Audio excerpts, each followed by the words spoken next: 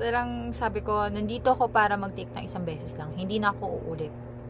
Yun talaga yung mindset ko. Hindi na ako uulit ng board exam. Actually, effective. Effective naman siya. Yun lang yung sasabihin sa sarili nyo na hindi na ako uulit ng board exam. Bakit? Hindi ko na-afford umulit ng board exam.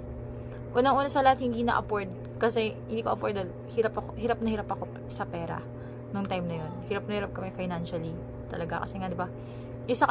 Isa yung sector ng aming trabaho sa naapektuhan ng pandemya. As in, wala kami sa food sector nung panahon na yun.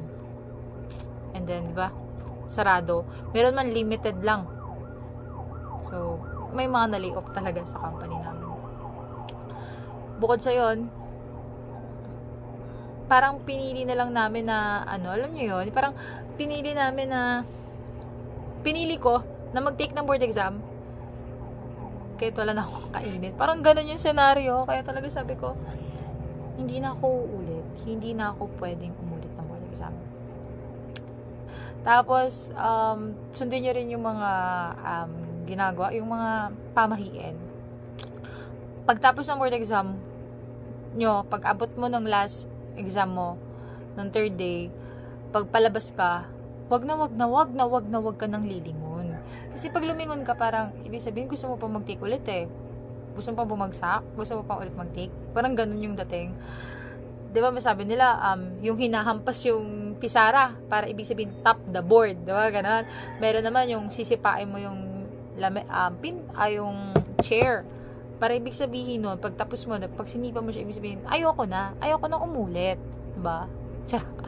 So, yun, hindi ko naman hinampas yung board. Hindi ko na hinampas yung pisara, like, top the board. Diba? Sabi, bumulong ka pa ng top the board. Hindi naman na, kasi parang hindi ko naman goal na maging top notcher. Parang ang goal ko lang, nung pumasa lang ako, Lord, hindi ko naman naanin yung, sabi ko talaga, Lord, pumasa lang ako kasi hindi ko naman kailangan yung sobra. Anin ko yung sobra. Bigyan mo lang ako ng 77. Charot, meron pang ganun. Bigyan naman na lang ako ng 77. Masaya na ako. Kahit hindi na 75. Wow, namili. So, yun. Tapos palabas na ako tapos na ako mag-take. May nagdadaldal sa akin. May sumulpot ba naman? Hindi ko kakilala. Sabi niya sa akin, no? Nasa likod ko siya. Para bang gusto niyang lumingon ako sa kanya at makapagkwentuhan ako sa kanya. Kasi sabi niya sa akin, ang hirap ng board, no? Kaya mo yan? Tingin mo, magta-top notcher ka? Lalaki, sabi niya. Tingin mo, magta-top notcher ka? Ang hirap, no? Parang ang hirap. Hindi natin kaya. Daldal siya ng daldal. Sabi ko lang, di palabas na ako. Sabi ko, oo nga eh. Wala na akong ibang sinagot kundi, oo nga eh. Tapos, naglalakad lang ako. And then, hindi ko talaga siya nilingon. Kahit dinadaldal niya ako ng dinadaldal. Hanggang sa nawala siya. I mean, hanggang sa hindi na siya nagsalita. Hindi ko nga alam kung ano yun eh. Kung tao ba talaga. Kasi baka hindi. Baka goal niya talaga palingunin lang talaga ako.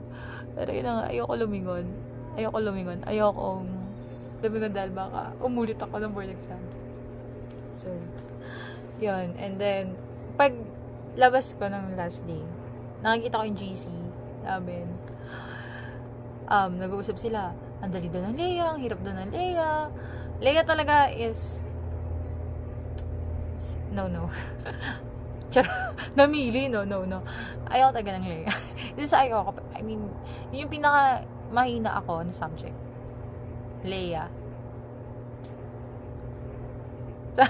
Umiyak. Ayoko ng Leia. Tapos sabi bang dali daw ng Leia, dali daw ng CTI, ganyan, ang hirap daw ng ganito. Papasa daw sila. Kiniklaim na nila, like, papasa sila, ganyan. Top notcher sila. Hindi na po, naiiyak ako. Tapos, tinanong ako ng partner ko, papasa ka ba? Kasi sila kinukompute na nila yung magiging score nila. Tapos, sa computation ko, kinukompute ko habang, nakaangkas ako sa motor, kinukompute ko na sa isip ko, parang hindi siya abot ng 75. Tapos, tinanong niya ako noon, papasa ka ba? Ang sagot ko, tanda ako pa yung sagot ko sa kanya. Parang hindi ako papasa, sabi kong ganun.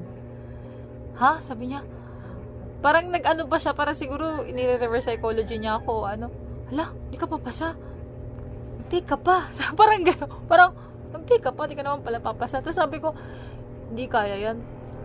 tingnan natin. Hindi ako nagsabi na papasa ako, hindi ako nag-assume. Hindi ako nag-assume kasi ang hirap ng question namin. Hindi katulad ng question, hindi ko naman sa inaano, pero mas madali nga naman kasi yung board exam na bago, yung may TOS na 2022. Kasi 2021 ako eh. Yung may TOS na 2022 at 2024, medyo madali naman talaga. Bakit ko nasabing madali? At bakit nasabi ni Attorney Gabo na madali? Una sa lahat, alam nyo kung ano yung exam sa inyo. Alam nyo kung ilang question yung ganitong subject, kung may TOS pa, kung remembering ba siya, o analyzing. May ganun. Sa amin wala. Kung ano lang iba to ng langit at lupa at ang impyerno na question, yun yung kailangan namin sagutin. Yun. So, medyo mahirap, diba? Hindi ka to sa inyo. Yan madali. Tapos, tatakot kayo sa TOS. Dapat nga matuwa kayo na may TOS kayo compare sa amin. So, yun. Sana nakapulutan nyo ng aral yung actual story ng aking board exam. And then, yun. After ng board exam, ba't ang drama ko? Ang drama. The waiting feels like a torture. Imagine,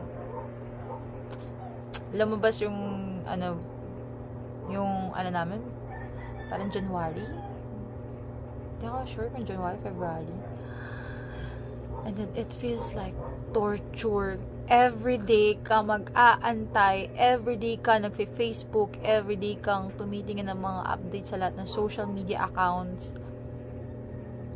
Talagang masistress ka kakaantay kung pumasa ka ba o hindi. So, sabi ko pa, pag bumagsak ako, magde-deactivate ako. Kasi parang nakakaya yun. Like, sobra bumagsak. Nag-ano na talaga yung utak ko. Like, nag-ano na talaga ako. Parang gumagawa ka na ng senaryo sa utak mo na pag bumagsak ka, pag-uusapan nila ako. Sobra bumagsak. Ganon. O kaya, diba? Doon ako takot eh. Doon ako natatakot. Yung aalingaw mo yung pangalan ko dahil bagsak ako. And then natatakot din ako kasi ayoko nang huminto.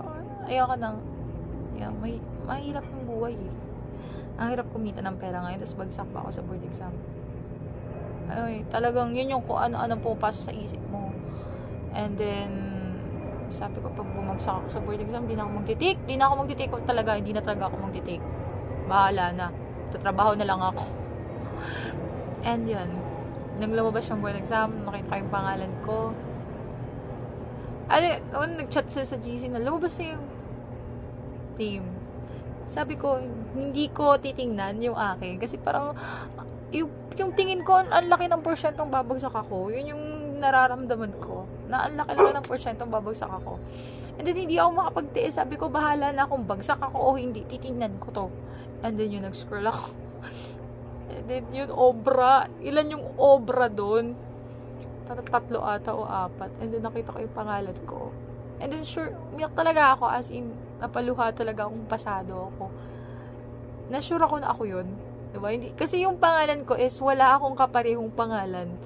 Alam ko sa sarili ko na sa balat ng lupang ito, sa balat ng lupang Pilipinas na ito, imposible magkaroon ako ng kapangalan.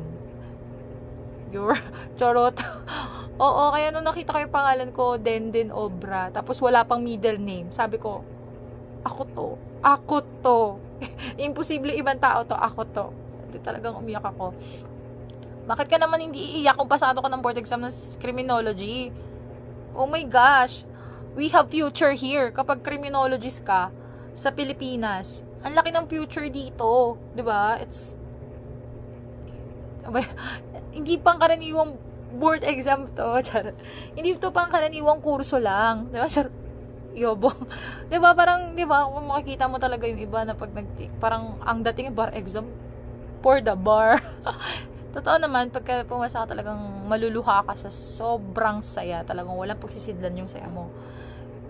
Hindi dahil mahirap eh. Hindi dahil sa in demand o maangas ka or may future yung board exam. Yung pag makikita mo yung pangalan mo na nasa officialist ng mga pumasa, parang magpa-flashback sa'yo lahat ng hirap mo nung nag-aral ka. Ay, nahigo. Lahat ng hirap mo nung nag-aral ka, kasi ako sa, ang drama. Kasi,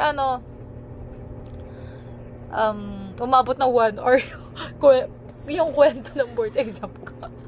So, sorry kung mahaba yung story. Kasi kung isipin mo talaga yung hirap, lahat naman tayo, nahirapan talaga sa buhay. Lahat naman tayo talaga. Kasi may kanya-kanya tayong kwento ng nahirapan tayo sa buhay. Ano, sa akin parang mahirap talaga. Kasi ako sa college, diba? Tapos hindi na ako natutulog.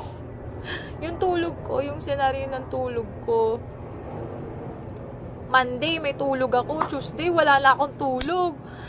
Tapos, Thursday na ako ulit matutulog. Thursday na, wala na naman tulog. Tapos, Friday ulit ako matulog. Alternate yun. Grabe. Charot. Na-alternate lang naman yun nung mga Tapos alternate yun. Para masabay ko lang yung, pag sinabi nila, ang importante? Diploma o diskarte. Sa akin,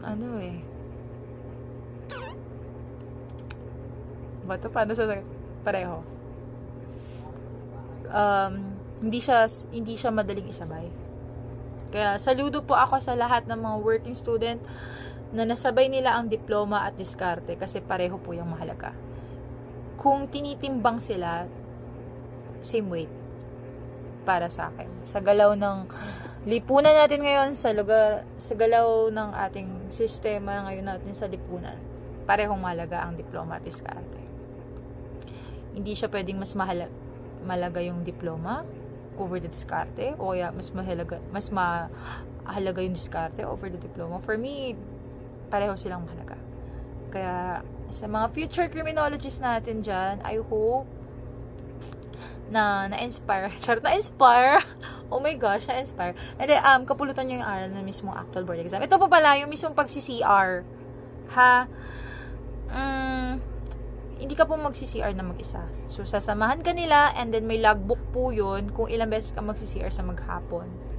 So, syempre, obvious parang hindi maganda kung palagi ka kasi may log-in, time-out, time-in ka pag magbabanyo ka. Kaya yun. Kaya sa mag-cheat mo sa mismong actual board exam, huwag nyo na pong subukan.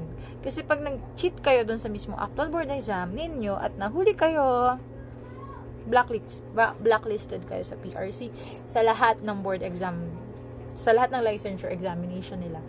So, hindi ka na makapag-take ng dentistry, engineering, architect, doctor, under the PRC or the Philippine the Professional Regulation Commission. Hindi ka na magiging professional ever. So, yun. Sana nakatulong, and then sana po i-follow nyo ako dito sa akin TikTok, and follow nyo ako sa akin Facebook, YouTube, and Instagram. So, yan. Hanggang sa muli, and thank you so much.